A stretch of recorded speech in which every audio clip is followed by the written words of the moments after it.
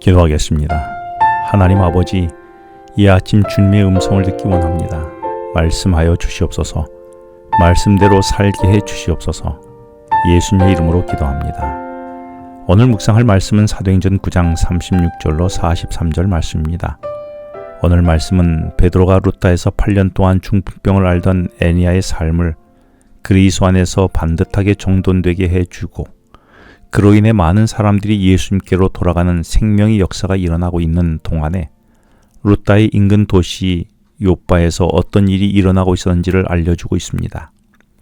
요바는 솔로몬 왕이 예루살렘 성전을 건축할 때에 레바논 목재를 실어 날랐던 항구이며 선지자 요나가 하나님의 낯을 피해 다시스로 도망갈 때에 배를 탔던 항구로 유명한 곳입니다.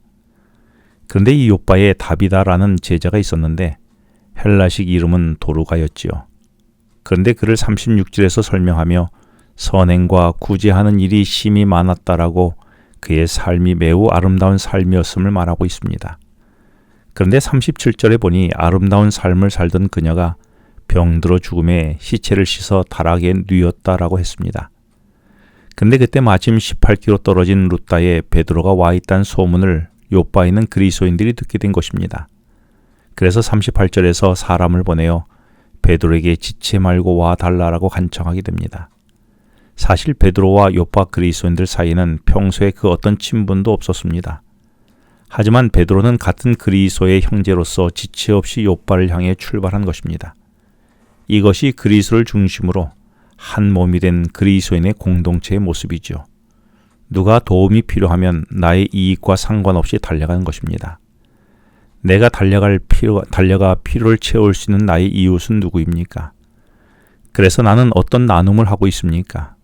혹 아직 내게도 필요한 게 많다며 나만을 생각하며 살아가고 있지는 않습니까?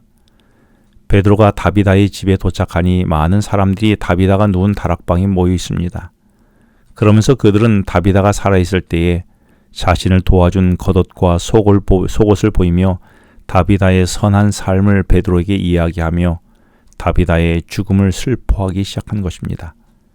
여기서 잠시 생각해 보면 만약 내 호흡이 멈추게 된다면 진심으로 나의 존재를 아쉬워하며 슬퍼할 사람이 나의 직계 가족을 제외하고 이 세상에서 도대체 얼마나 많은 사람이 될까요?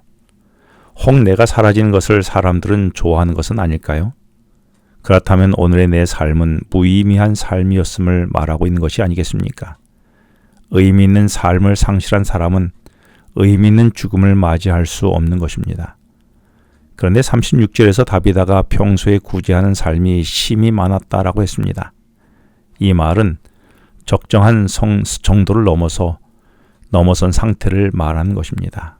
이는 그가 남는 것으로 구제했다는 말보다는 자신에게도 필요하고 부족했지만 이웃을 위해 나눔을 실천했다는 말이죠.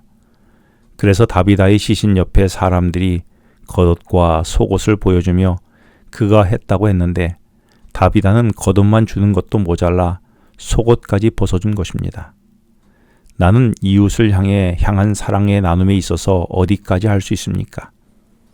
나는 남거나 필요 없는 것들만 나눔을 실천합니까?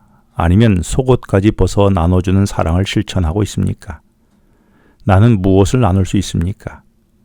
이제 베드로는 다비다가 살아생전에 도움을 받았던 사람들의 이야기를 듣고 40절에서 사람들을 다 내보냅니다.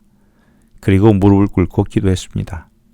그리고 죽은 다비다에게 다비다야 일어나라 라고 말했지요.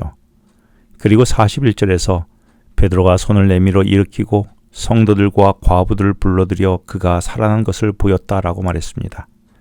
중요한 것은 베드로는 41절에서 성도 그룹과 과부를 분리하여 언급하고 있습니다. 36절에서 다비다를 여제자라고 했고 38절에서 죽은 다비다를 부르러 간 사람들을 제자들이라고 했습니다. 그래서 이들을 통칭하여 41절에서 베드로가 살아난 다비다를 보여준 사람을 성도라고 불렀습니다. 그런데 살아난 다비다를 보여준 다른 한 그룹인 과부는 초지일관 과부라고 언급합니다. 이 무리는 다비다의 죽음을 슬퍼는 했지만 그리스도인은 아니었던 것입니다. 그러나 그들은 다비다에게 은혜를 입은 사람들이었던 것이죠.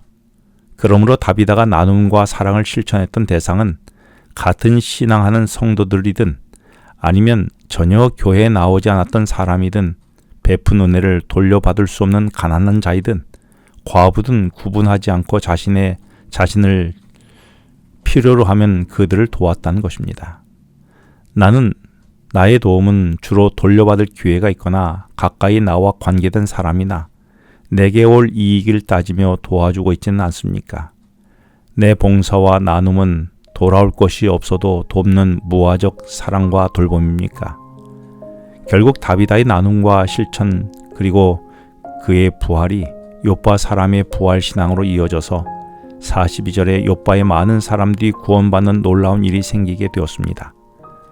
그런데 오늘 본문을 마치면서 성경은 베드로가 욥바에 머무는 동안 무두장이의 집에서 머물렀다라고 43절에서 매듭을 짓습니다. 무두장이는 가죽을 만드는 사람으로 자주 짐승을 죽여 피 흘리는 부정한 사람으로 여겨졌던 사람들이었지요.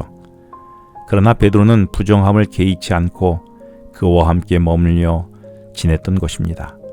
이처럼 복음의 능력은 모든 장벽을 허무는 것이지요. 기도하겠습니다.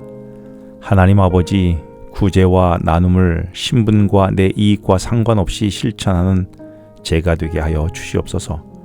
예수님 이름으로 기도합니다. 지금은 개인 기도 시간입니다. 오늘 주신 말씀을 묵상하면서 주어진 기도 제목과 개인 기도 제목을 놓고 기도하시겠습니다.